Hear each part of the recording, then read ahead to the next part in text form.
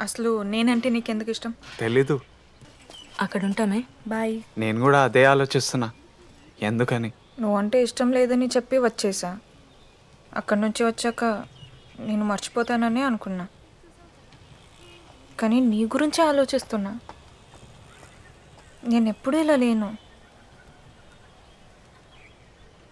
ఆ రోజు నువ్వు వాళ్ళతోటి గొడవ పడుతుంటే చాలా భయమేసింది.